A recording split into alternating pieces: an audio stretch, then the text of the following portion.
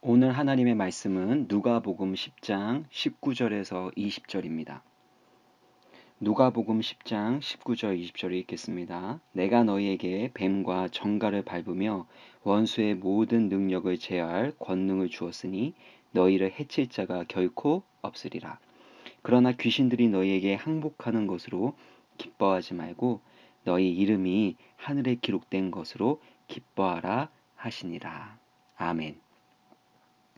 기독교 신앙의 핵심 중에 하나는 기쁨입니다.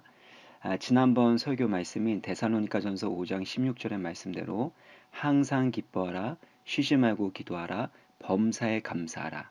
이것이 그리스도 예수 안에서 너희를 향하신 하나님의 뜻입니다.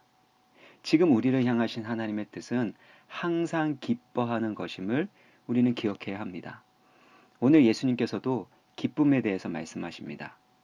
20절을 보시면 예수님께서 제자들에게 말씀하실 때 어떤 부분에 대해 기뻐하지 말라고 말씀하시고 어떤 부분에 대해서 기뻐하라고 말씀하십니다. 20절을 보시면 그러나 귀신들이 너희에게 항복하는 것으로 인하여 기뻐하지 말라고 말씀하십니다. 귀신들이 제자들에게 항복하는 것은 사역의 성공과 좋은 결과를 의미합니다. 오늘 본문의 배경을 살펴보면 예수님께서 70명의 제자들이 하나님 나라의 복음을 증거하도록 보내셨습니다.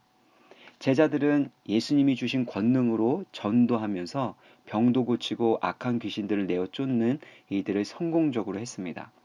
그래서 이 70명의 제자들이 와서 예수님께 기쁨으로 이 성공적인 사역과 그 결과를 보고하는 것입니다.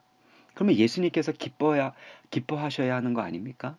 근데 오히려 예수님께서는 그런 귀신들이 너에게 항복하는 것으로 성공적인 사역의 그 모습과 결과로 기뻐하지 말라고 말씀하시는 것입니다. 그러면 무엇으로 기뻐하라고 말씀하십니까? 너희 이름이 하늘에 기록된 것으로 기뻐하라고 말씀하십니다.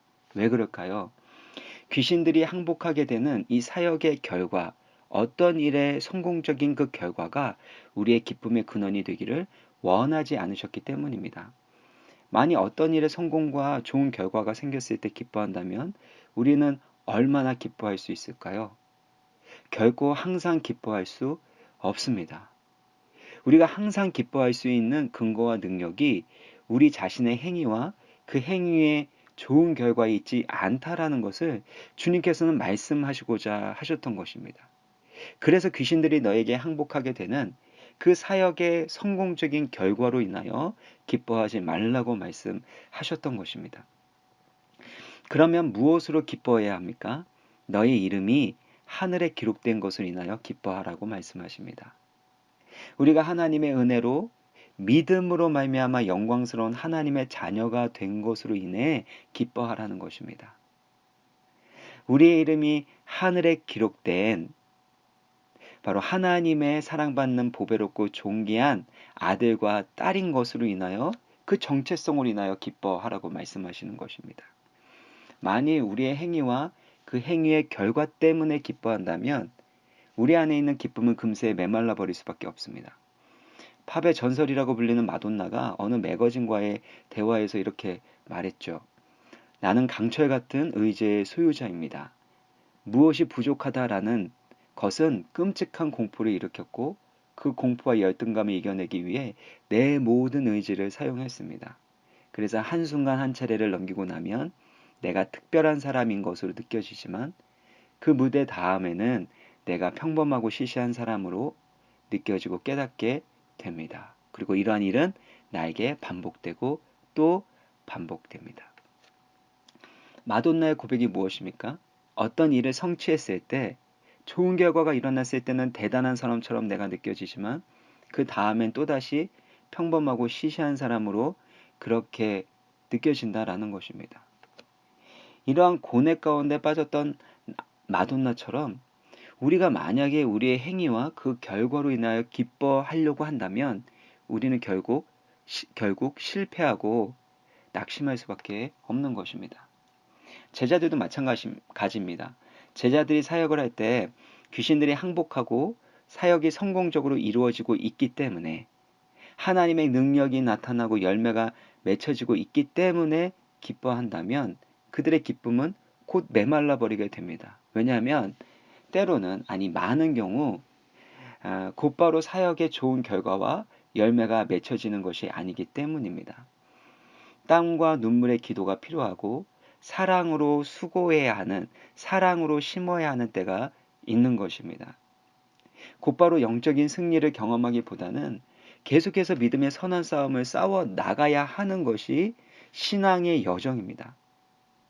그래서 사도행전을 보면 제자들이 복음의 영광을 체험하고 그 복음을 증거할 때 성공적인 사역의 열매를 보기도 했지만, 반대로 고난과 핍박을 받으면서도 사랑과 소망 가운데서 인내해야 했음을 우리는 볼 수 있습니다.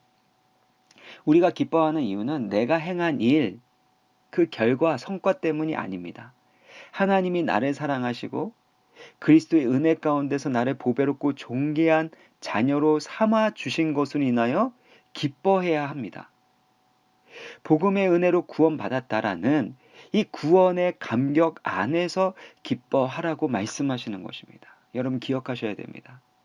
우리 이름이 하늘에 기록되었다라는 것을 기억하셔야 됩니다. 그리고 이 사실 때문에 귀신들이 항복하게 되는 권세, 이 영적인 권세도 주어졌다라는 것입니다. 그래서 앞절에 보시면, 19절에 보시면 내가 너희에게 뱀과 정갈을 밟으며 원수의 모든 능력을 제어할 권능을 주었으니 너희를 해칠 자가 결코 없으리라.